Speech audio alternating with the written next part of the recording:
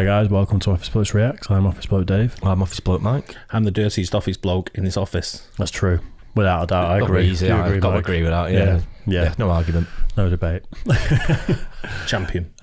We are the Office Blokes and we have a Patreon channel. Yeah, go and have a look at patreon.com. Support the channel. Look for Office Blokes Reacts and you'll find us there. It's true. That's it. We also have a Try channel. Office Blokes Try. Go over there, like and subscribe. Hit the bell on that. There'll be plenty of content coming soon. Yeah. We will be doing American football. We will when the world opens up again. We've hooked up with a team already, haven't we? We have. We're going to be doing a bit of training. Plans in place. Some drills. Yeah.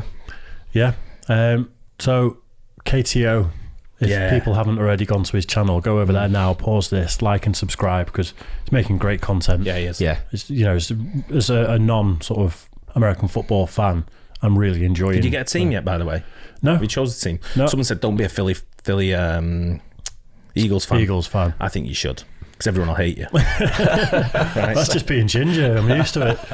I don't know because I've not watched it. I want to watch a bit of it. I want to learn not just the rules. I want to actually see some games and get to know the cultures. Right. Well, this weekend is when the playoffs start, so there'll be no glory hunting from you. I don't want to see you start picking the teams that are winning all the Super Bowls. Everything. Yeah. If you come into a sport as a glory hunter and pick the guy at the top, the only way is down. So you're used to winning, and it's just going to be like, oh, for fuck's sake, they're not winning still. Whereas, if I go for someone that I actually have some sort of connection to, or I like, for whatever reason, that's more like it, isn't it? You don't have to win. Yeah. So yeah, but I don't know yet. Let us know. You need a team that plays in orange to match your hair. Orange is not my colour. Anyway, so meet the dirtiest player in NFL history. Any ideas who this might be? I have no idea. No. Could be anyone. Well, we'll get into it. Anyone, but couldn't be anyone. You have to be an NFL player. It have to be an NFL player. It has to be pretty dirty as well, to be fair. It probably have to be. Let's do it then. Recently, I stumbled onto Reddit and found a thread titled Most Disrespectful and Humiliating Plays in NFL History, and the author of the thread had already listed some examples. Adrian Peterson running over William Gay, this dude getting stiff-armed by Russell Wilson, and Dante Hall with possibly the nastiest juke of all time. Whoa. These are disrespectful and humiliating, sure, but if you want to talk about acts that are more than just big hits or sick jukes, I'm talking cheap shots, or worse, just complete dark acts of violence. You slowly make your way to story after story involving Bill Romanowski. In his book, Yeah, he was playing when I was there. Was he? Yeah. Bill Romanowski. Yeah, he's a beast. He looks a bit of a big chap. Beast. Yeah. With a name like Romanowski, though, he should be a cop in New York, shouldn't he? Life on the Edge, Romanowski writes about a playoff game against the Giants, where he found himself buried with running back Dave Megan. I'm pissed, and I'm down there just trying to rip that ball out of his hands. And all I could get was a finger. Oh, no. And at that time, I thought it was his, but just whatever it was, I just snapped it. And I could hear a scream at the bottom of the pile. You broke his finger and you thought to yourself, good. He's not going to be so effective anymore. At that time, yes. Man, that's cold. That's awful. Looks like a fucking psycho. Look at his eyes. It's when he went, that's awful. Yeah. Like he really meant That's it. what he's been told to say. Yeah. Wow. What would a normal person say in this situation? That's awful. They get to play football in the National Football. They're getting paid millions of dollars. Pay me a stick of bubble gum. Cut off my arm right now. I'm in. Go. I'm in. Count me in. I'm going.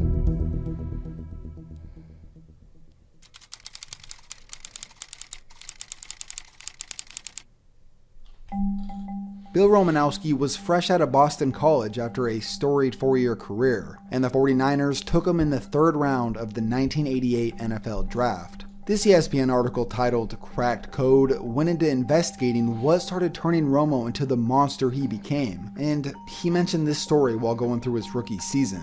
During a game against Oakland, Ethan Horton pushed Romanowski in the back and the young linebacker didn't retaliate. The next day at a film session, future Hall of Fame safety Ronnie Lott shut off the projector, turned on the lights, and punked Romanowski for allowing himself to get punked.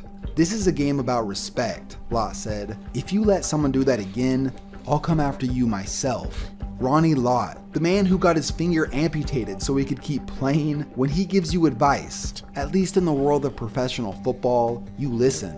And Romo took this to heart. That team won 2 Super Bowls by his 3rd season, but people started to become aware of how he developed his game. He played with a style that made people hate him. He was the kind of guy who couldn't turn off the intensity, even in practice. You broke an unwritten rule, probably an unwritten rule of the entire NFL. You hit Jerry Rice as hard as you possibly could in practice, your own teammate. That one was an accident. That was one where I was engaged with a blocker. He came around on a reverse. I came off the blocker, stuck my arm out, and boom, nailed Jerry right to the ground. You ended up getting in a fight with him. He came after me. This man did not care who you were. He was going to come after you. He loves it, doesn't he? Just a bit. There's this weird time in Romo's career that would get overlooked if it wasn't for a single incident. He played for the Eagles for 2 seasons, and in the midst of his 2nd year, Romo was ejected from a game for kicking an opponent 5 times in the head. This was the first major incident that began shaping his legacy. 2 years later, in a preseason game, he shattered the jaw of quarterback Kerry Collins. That cost him a $20,000 fine. Just weeks later, Romanowski would become one of the most hated players in the league after this happened on national television. Monday Night Football. Here's play before. That's J.J. Stokes, I think, talking to Bill Romanowski. Ooh, man. You don't do that. No need for that, is there? Especially at the moment with all the COVID stuff. Yeah. I've said it before. Someone spits at me, he's going down. It's going to the end. One of us will have to die. It happens in football over here, doesn't it? I've seen it a few times. People spit at someone. Yeah, not as often now, I don't think, because they've really cracked down on it, haven't they now? Proper. Really such a grim thing It's the worst thing you you can do. Yeah, I think if you did it in our football now, I think you get a 6-10 game ban or something like that, would you? I think something like that. It's got to be at least 10 games. I think you would now, definitely. But I don't give a shit what environment I'm in. If someone spits at me, he's going down. Yeah, it's just no need, is it? And I'm not. And even if they're dead on the floor, I'm still carrying on. You'd have to proper pin me and. Someone else would have to spit on you to make you get off that first person. Yeah. And then run away. It's going down full on. Real lack of social graces on the part of Romanowski. This was crossing the line. This was something that even his own teammate Shannon Sharp did not take too kindly. I was upset at Romanowski, not because he was white and spit in a black guy's face, because he disrespected another man. And I couldn't condone what he did simply because he was my teammate. If my brother's wrong, he's wrong. I'm mad enough to tell him he's wrong. And that's what I did. I was mad enough to tell Bill Romanowski he was wrong. These two got over their differences and were critical pieces in 2 Super Bowl victories. The show Undisputed has even brought Romo on as a guest a few times. On one of the episodes that Bill was featured on, him and Shannon talked about how they overcame their differences to win a Super Bowl. They came together as a team, and at the end of the day, Romo was a great teammate. As the old quote goes, you love him when he's on your side, but you hate his guts when you gotta go against him. Shannon learned this lesson all too well when Romo moved on to play for Oakland. That's when they had to go head to head. I'm going out for an IV at halftime. 3rd and 2, and it is Sharp who cannot one-hand it. No. Covered by Romanowski, the ball hit the ground. He has the possession. He has the possession with one hand. Now he's down when his knee goes down. He's down right there with possession. Break his arm, do you think? I think this is going to be overturned. The ball is moving around. The fact that they had to play this over and over just made it worse. You can clearly see that he hooked Shannon's arm. Luckily he didn't break it, but it still dislocated his elbow. From 1995 to 2002, the list of fines and altercations that Romo had been a part of was staggering. So here's another interview from a few years back that's from Colin Cowherd's show, and this is what I found incredibly weird. Romo starts to explain this concept. You know, tell the guys he's a something a-hole, and an hour later you're having a beer. An hour later you're having a beer and you kind of move on. You know, and that's the one thing about the locker room that's really special, is to be able to do that. Some guys hang on onto it, some do, but for me, I didn't hang on to it because I was usually the one dishing it out. And I would feel badly about it. And then I had no problem apologizing. He at least sounds self-conscious enough to understand what he's done. He's lying as a psycho. He seems to sound normal. But that quickly goes away with the next thing he says. I remember when I threw a microwave oven at Dexter Carter. Like you do. And then jacked him up against a Coke machine. And, I ripped off his gold chain. And the reason that he threw the microwave? We had an old microwave that literally took like 2 minutes to heat a sandwich. Yeah. But if you put another one in there, it took like 20. And he tried to add his sandwich to mine. How dare he do that? Dexter, what are you doing? You don't do that. To be fair, I agree with that. What are you doing? You're not a microwave fan, are you? I don't like microwave. We don't have microwaves in here. I don't have a microwave at home. Yeah. But you don't open it and put yours in with someone else's. I kind of get that. Contamination. But you have to let it go, don't you? Let it finish first. Throwing the whole microwave at someone, it's like, that's next level. There's more to that. We've had this conversation before about sport when we've been driving around or whatever, and we said, like, when you've got someone on your team who's a dick, he's your dick. Yeah. He's your arsehole. Yeah. And you love him to bits. When it's against you, and that's what he was saying before. Yeah, you hate them. Can't stand them. Yeah, you always need and we've someone. all got one. Every team's got one. Definitely. Absolutely. Well, you want one, don't you? You always want a player that the opposition and the opposing fans absolutely hate. For our team, we had one of the biggest ones with Craig Bellamy. Yeah. Oh, he was absolutely. A proper arsehole. Yeah. It's like what you were saying about Liam Gallagher a bit as well, though, isn't it? Yeah. Like he's a bit of an arsehole, apparently, but he's our arsehole. Yeah.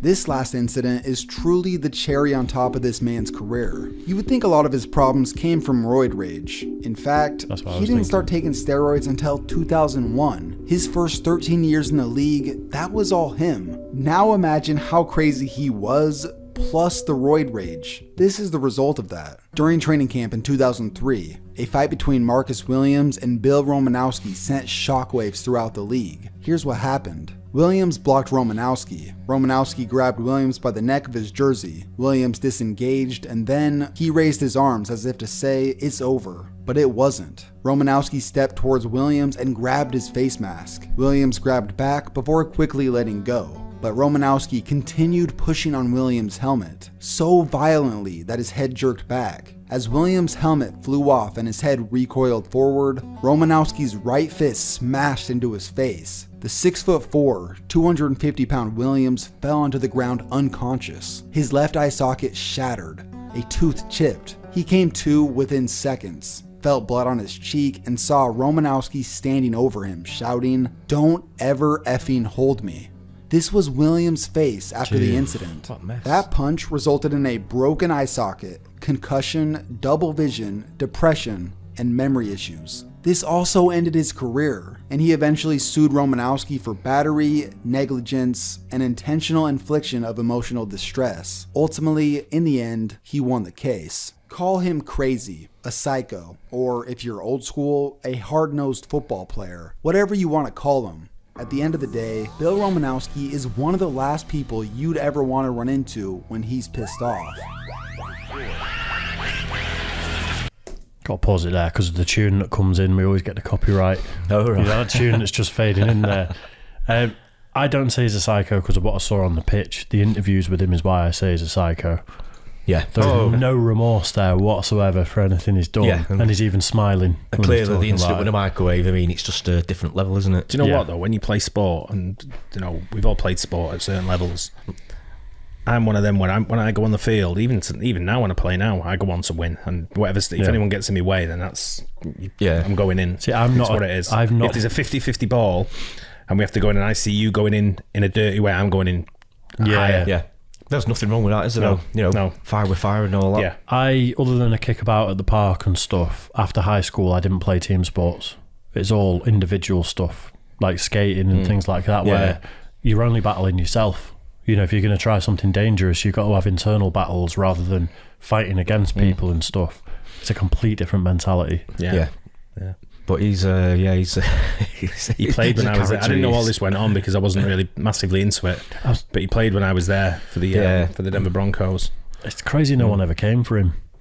you'd think he'd end up with a broken arm, or like if he's really behaving that badly. Well, maybe they did. I think they maybe did, yeah. Yeah. There must be something out there where people have gone after Romanowski, and people will probably tell us. Yeah. People are going to list down another 300 dirty players that were dirtier than Romanowski. There's always someone else that's as dirty or harder than the other person. We know we're just going off what videos available. Yeah. True. Yeah, but I enjoyed watching that. It was interesting. It's a bit of an eye-opener, really. Because I knew the name and I knew the guy. If you show me a picture of him, I would have said who it was. Yeah. But I didn't know he was that bad. Yeah. Especially spitting at people, that's the worst. Yeah, it's just not good, is it? No. I'd say snapping someone's finger back is probably worse than spitting. No. I don't mind you snapping my finger back if it's in sport.